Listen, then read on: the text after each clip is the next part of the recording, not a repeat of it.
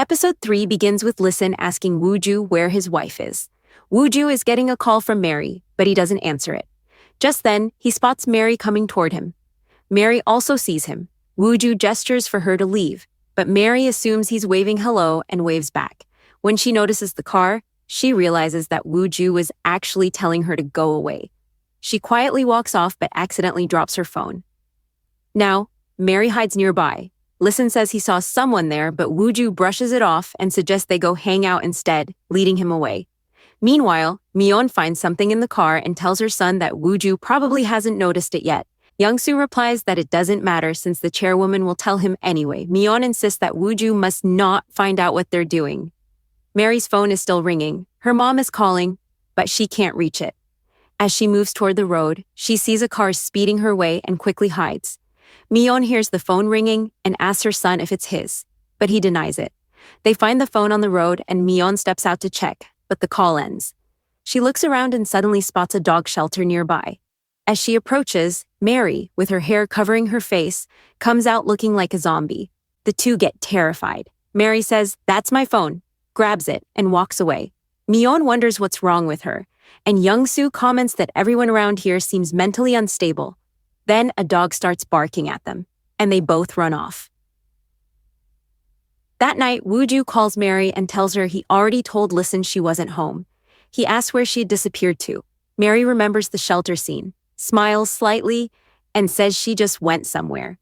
She then asks who those people were and if he knew them. Wooju replies that they were his family. Mary sighs, saying that's unfortunate. Wooju warns her that staying there could be dangerous, but she didn't listen. Mary insists she won't stay there anymore. Wooju says he doesn't care and tells her not to call him again before hanging up. Mary mutters to herself that he's selfish and not kind, yet he's still her savior. He saved her life, and now she owes him. The next scene shifts to Pil-leon, who's having a checkup with Dr. Jin-kyung and her father, Yoon. Pil-leon has been feeling dizzy and struggling to breathe. Jin-kyung explains it's due to high blood pressure and advises her to avoid stress and overwork. Pil-leon teases her, saying that as a kid she used to annoy her, and now she's doing it again as a doctor. Then, she brings up the topic of marriage and asks if there's someone she likes. Yoon chimes in, saying that person is his grandson. Pil-leon smiles and asks if she really likes him, and Jin-kyung admits she does. Pil-leon laughs and says she'd love for her to be part of their family. She asks if Jin-kyung has confessed her feelings, but she shyly says not yet, and that she'll try. Meanwhile, Wooju arrives at the company.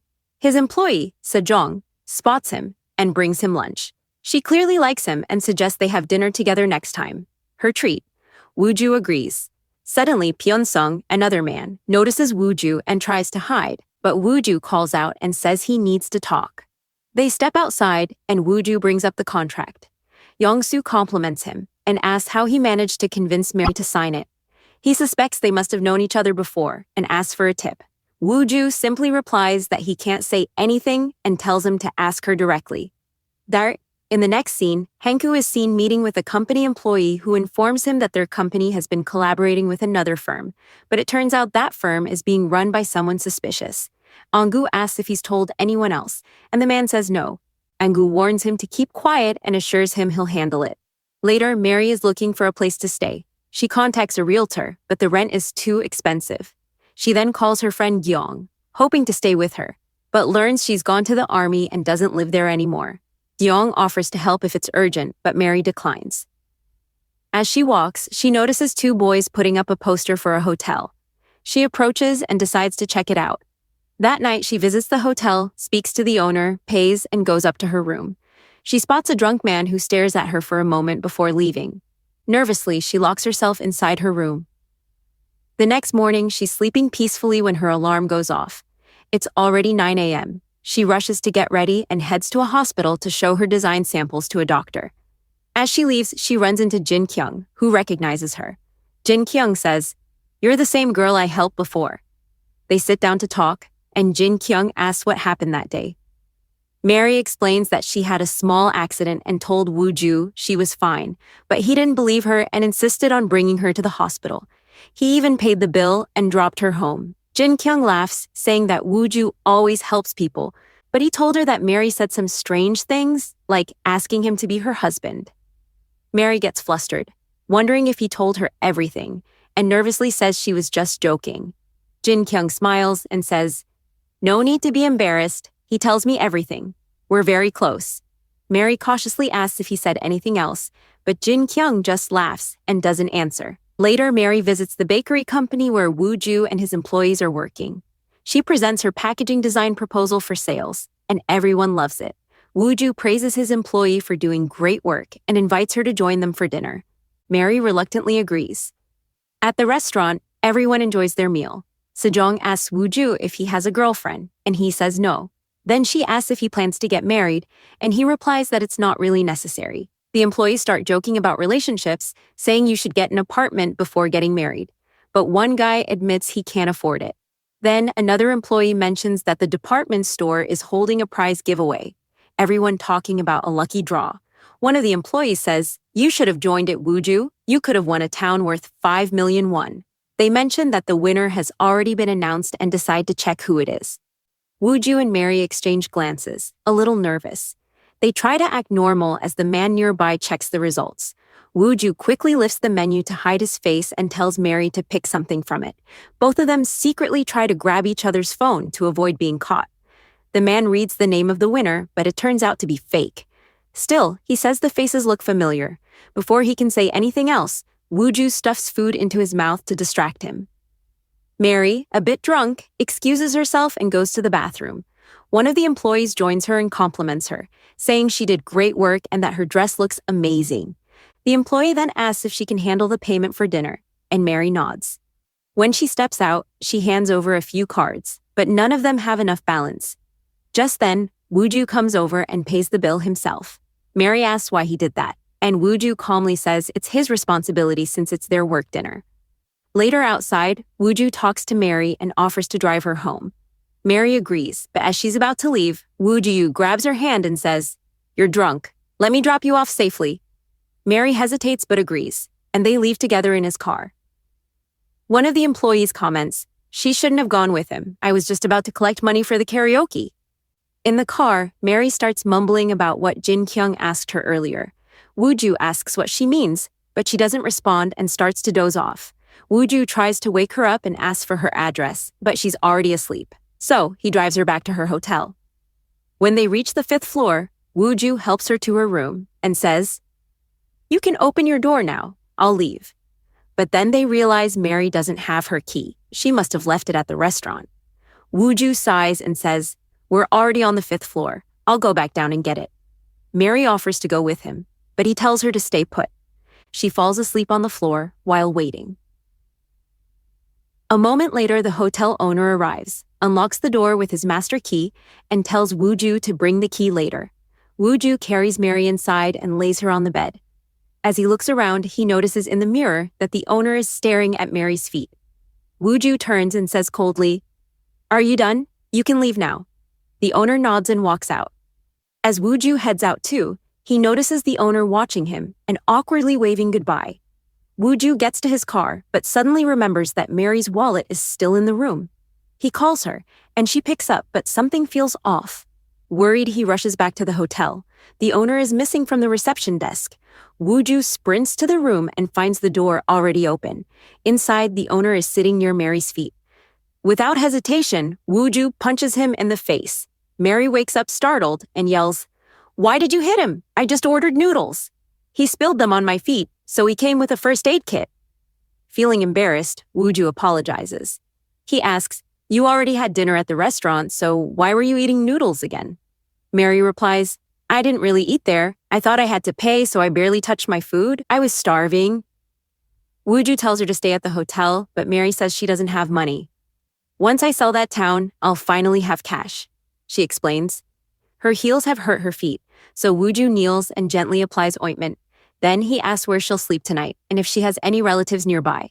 Mary shakes her head and says she'll just stay in her office. Woo-ju thinks for a moment, grabs her bag and says, "Come on, let's go." He takes her to the shelter town. They sneak upstairs quietly. Woo-ju hands her things over and tells her, "Listen, can't find out you're staying here." Mary agrees and promises to keep the lights off. Then she goes inside.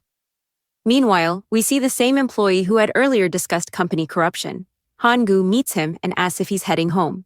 The man says yes. Hangu praises him, saying the chairwoman rewarded him well, but he already has plenty.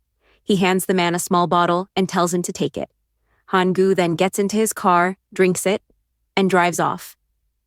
But soon he starts feeling dizzy and sleepy. He loses control of the car, crashes, and dies instantly. The next morning, Mary wakes up and steps outside for some air. She spots Listen nearby and quickly hides. Listen, in another scene, talks with Sang-yeon and hands him a script related to public relations. He instructs Sang-yeon to visit Mary's house for PR purposes and keep an eye on them. Sang-yeon agrees, but warns Listen not to mess things up again. Later, Listen visits Mary and tells her the CEO will be visiting next week. Mary says she'll discuss it with her husband. Hangu reports the employee's death to Pil-leon, who insists she should attend the funeral since the man worked for them for years. But she's not feeling well, so Hangu tells her to rest and says he'll go instead. At the funeral, Hangu meets the employee's family. Elsewhere, Listen is participating in a running event with several others, including Jin Kyung.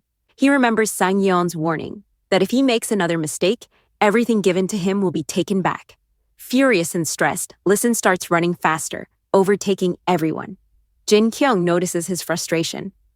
That night, Mary tries to sleep, but a mosquito keeps bothering her. She gets up, clapping her hands to kill it. In the process, she accidentally turns on the lights. Outside, Listen arrives in his car and notices the lights in her house flicker. At first they were off, but now they're blinking. Mary tries to turn them off, but they won't respond. The doorbell rings and she checks the intercom. It's Listen. She opens the door and he says he came to drop off a parking permit form so she can register her car. Mary thanks him and mentions that her lights aren't turning off. Listen walks inside, checks a few rooms, and explains that she probably activated the audio sensor mode. After fixing it, he casually asks, "Where's your husband? I don't see any of his shoes or clothes around." Mary quickly replies that he works late in some regular company and that they haven't unpacked his things yet. Listen seems convinced and leaves. Later, Mary calls Woo-ju and tells him everything, including the part about the CEO's visit. Woo-ju scolds her, yelling, "Why did you clap? You could have just let the mosquito bite you." Mary sighs and says, "Listen is starting to get suspicious of us." Woo-ju calms down and asks when the CEO will be visiting. Mary asks, "Will you come that day?" The next scene shows both of them at a photo studio, dressed for their wedding photos. Woo-ju looks handsome in his suit, and then Mary walks in wearing a wedding dress. He can't take his eyes off her. Since Chung-yoon will be visiting their home, they need these photos as proof of marriage. Mary adjusts her dress and complains that it feels too tight and hard to breathe. Woo-ju stands up, loosens the zipper a little, and asks if she's okay. She nods. Woo-ju tells her, "I know this feels awkward for both of us, but we have to do it so no one suspects anything." Mary smiles softly and says, "All right, then I'll do it." She gently places her hand on his. Inside, she thinks to herself, "Why am I reacting like this? It's not even a real wedding." They pose for photos together. Outside, Sejong, Woo-ju's employee, walks in with her friends and starts taking photos too. Woo-ju finishes and heads out. But just as he steps outside, he spots Sejong coming toward him. He quickly hides back inside. Mary, unaware, is also walking out, but Woo-ju pulls her back inside. Mary asks what's going on, and he explains, "My employee is here." Sejong walks closer to the room. Woo-ju looks at Mary, takes a breath, and says, "I'm sorry for this." Then he suddenly kisses her. A moment later, Sejong opens the door, saying, "Woo-ju, are you here?" Mary sees her, grabs Woo-ju, and kisses him again. And with that, the episode ends.